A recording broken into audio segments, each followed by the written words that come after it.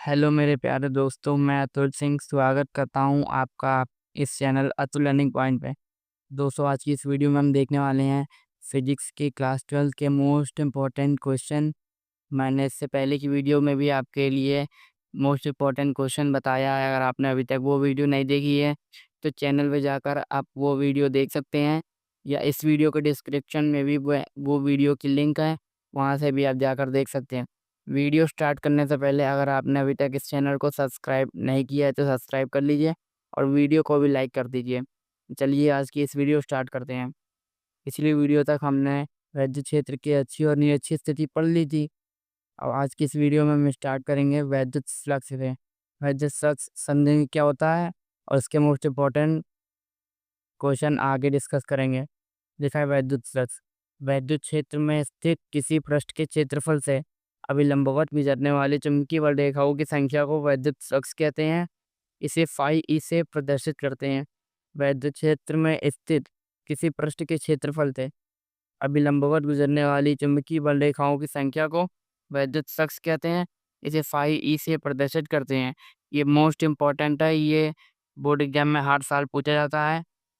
Phi E बराबर समाकलन E vector dot D vector, और समाकलन के नीचे यहाँ पे ए लिखना जरूरी है, तभी इसको सही माना जाएगा।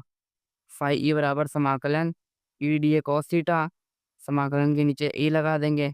फाई ई बराबर ई कॉस थीटा समाकलन डी ए। और अगर आप इससे ये कैसे आया, इससे ये कैसे आया, इससे अगली लाइन कैसे आई, ये एक ट्रिक है, ये कोई फॉर्मूला नहीं है, ये आप एक ट्रिक से याद कर सकते हैं। जैसे बी फाई बराबर बी ए होता है, बी ए कॉस थीटा होता है, वैसे ही यहाँ पे E D A cos theta हो जाएगा। ये एक ट्रिक है, इसकी मदद से आप ये स्टेप आसानी से याद रख सकते हैं। बाकी ये कोई फॉर्मूला नहीं है, मैंने आपको ट्रिक भी बता दी जिससे आप ये इससे ये स्टेप आसानी से याद कर सकते हैं। बाकी जब ए का समाकलन करेंगे तो ए बाहर आ जाएगा, डिफरेंशिएशन से इंटीग्रेशन कट जाएगा, तो फाइनल हमारा फार्मूला आ जाएगा फाई ई बराबर ई ए कॉस थीटा। अब इसका मात्रक देख लेते हैं। मात्रक ई ए कॉस थीटा यानी कि ई यानी विद्युत क्षेत्र का मात्रक होता है न्यूटन बटे कूलम, और गुणे ए यानी कि क्षेत्रफल, क्षेत्रफल का मात्रक होता है मीटर स्क्वायर। आज जब इसी को ही सॉल्व करेंगे तो हमारा न्यूटन मीटर स्क्वायर प्रति कूलम स्क्वायर, या न्यूटन मीटर स्क्वायर, इसको इसके चिन्ह से भी लिख सकते हैं, या वोल्ट मीटर भी इसी का ही मात्रक होता है। अब इसकी विमा देख लेते हैं। ये विद्युत क्षेत्र की विमा और ये क्षेत्रफल की विमा, दोनों को जब मिला के लिखा गया तो ml3 t-3 a-1, ये वैद्युत वैद्युत फ्लक्स की विमा है। आपको इसको भी ध्यान रखना है। ये छोटे छोटे पॉइंट्स ऑब्जेक्टिव ऑब्जेक्टिव क्वेश्चन में एक एक नंबर के पूछ लिए जाते हैं। अब चलिए देखते हैं अगला मोस्ट इम्पोर्टेंट क्वेश्चन। अगला है अनंत लंबाई के एक समानांतर तार के कारण वैद्युत क्षेत्र की तीव्रता। आप देख सकते हैं यहाँ पे एक अनंत अनंत लंबाई का एक धनावेशित तार है, जिसके चारों तरफ एक गॉसियन पृष्ठ बेलनाकार मान ले रहे हैं, इसको डॉट डॉट डॉट करके एक गॉसियन पृष्ठ मान लिए जो बेलनाकार है, जिसकी लंबाई एल है, और जिस जिसके यहाँ से जिसकी सतह से तार की दूरी आर है, और उसके सूक्ष्म क्षेत्रफल अवयव मान लिया, जिस पर वैद्युत क्षेत्र ई वेक्टर है और क्षेत्रफल अवयव डी ए वेक्टर है, और इस बिंदु को बिंदु पी मान लिया, और इसके ऊपर ऊपर एक डी ए वेक्टर है और ई वेक्टर है। क्योंकि इनके बीच में कोण कितना है, 90 डिग्री है, और कॉस 90 का मान 1 होता है, इसलिए इसको कंसीडर नहीं किया जाता है। आप जैसा डायग्राम दिख रहा है आप वैसा बना दीजिए, और जैसा मैं बता रहा हूँ वैसा कर दीजिए, आपका नंबर कोई नहीं कर सकता। अब जो मैंने बताया वही यहाँ पे लिखा है। माना एक अनंत लंबाई का धनावेशित तार है, जिसकी लंबाई एल है, जिसका रेखीय आवेश घनत्व लैम्डा है। अब ये ध्यान रखनी है। अब ये ध्यान रखने वाली बात ये है कि जिसका रेखीय आवेश घनत्व लैम्डा है, इसका रेखीय आवेश घनत्व लैम्डा है, और तार से आर दूरी पर एक बिंदु पी है, जिस पर वैद्युत क्षेत्र ई है, तो क्षेत्रफल अवयव डीए से गुजरने वाला वैद्युत फ्लक्स। अब इस क्षेत्रफल अवयव डीए से गुजरने वाला वैद्युत फ्लक्स देख लेते हैं क्या होता है। डी फाई ई बराबर E vector dot D A vector.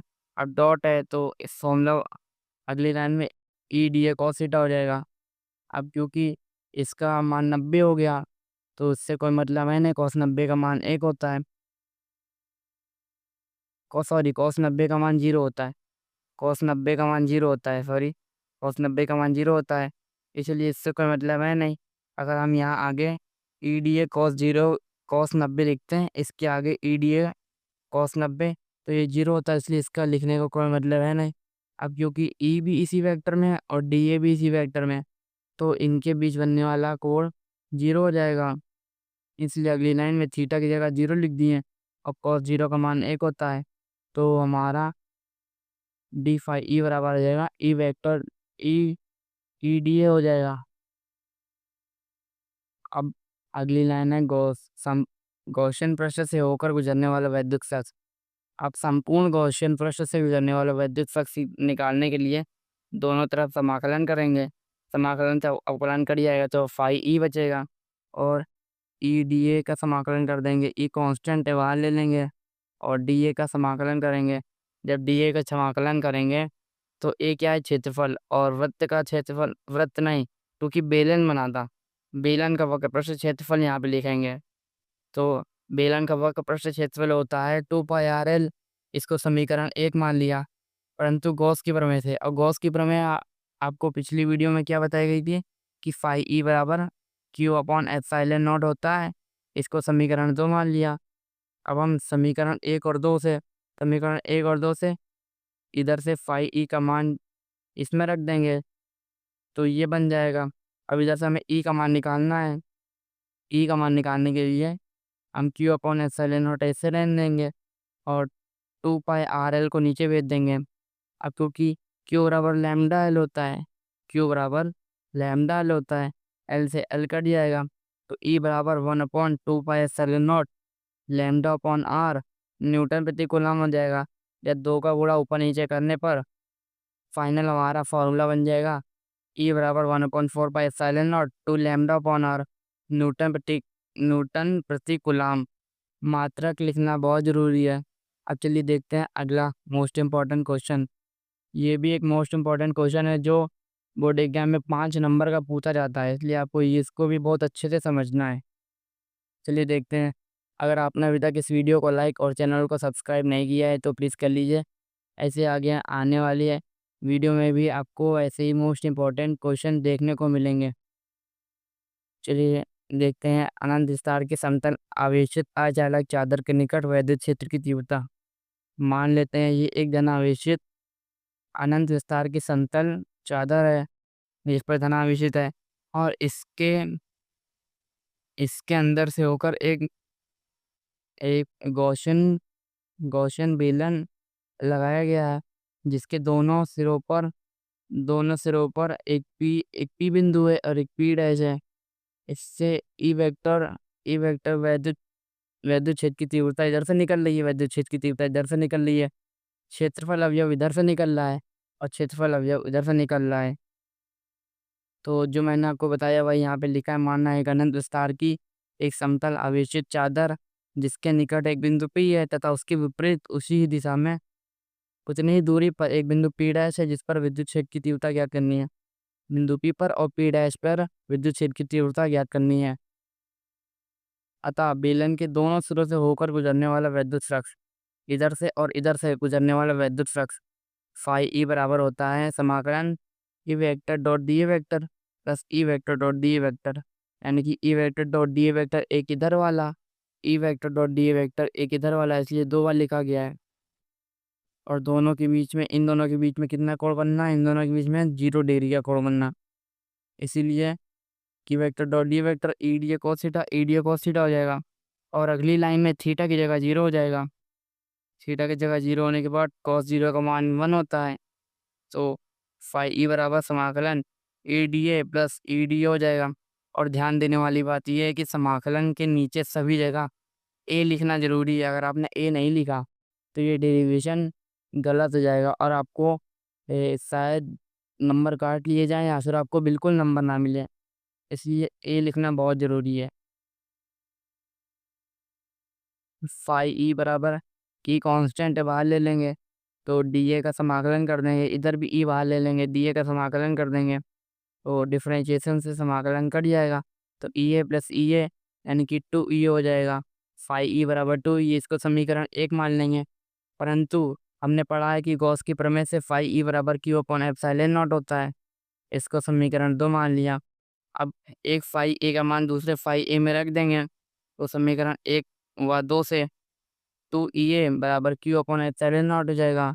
तो ई का मान हमारा कितना आ जाएगा, क्यू अपॉन ए इंटू में 1/2 एप्सिलॉन नॉट क्यू अपॉन ए क्या होता है, एप्सिलॉन नॉट होता है, Q upon A epsilon not होता है। ई बराबर एप्सिलॉन नॉट अपॉन 2 ये क्यू अपॉन ए, इसको सिग्मा बोलते हैं, सॉरी इसको सिग्मा बोलते हैं, क्यू अपॉन ए सिग्मा बोलते हैं। ई बराबर sigma upon 2 epsilon not. Sigma क्या है, सिग्मा है पृष्ठ घनत्व। आप यहाँ लिख लीजिएगा कि सिग्मा जो है वो पृष्ठ घनत्व है, जिससे आपको ध्यान रहे। तो फाइनल हमारा फॉर्मूला बना कि बराबर सिग्मा अपॉन 2 एप्सिलॉन नॉट। अब अगली वीडियो में हम चैप्टर 2 के मोस्ट इम्पॉर्टेंट क्वेश्चन देखेंगे। अगर आपको ये वीडियो पसंद आई हो तो इस वीडियो को लाइक और चैनल को सब्सक्राइब कर लीजिए। ऐसे ही मोस्ट इम्पॉर्टेंट क्वेश्चन अगर आपको देखने को मिलेंगे। तो चलिए मिलते हैं अगली वीडियो में, तब तक के लिए जय हिंद।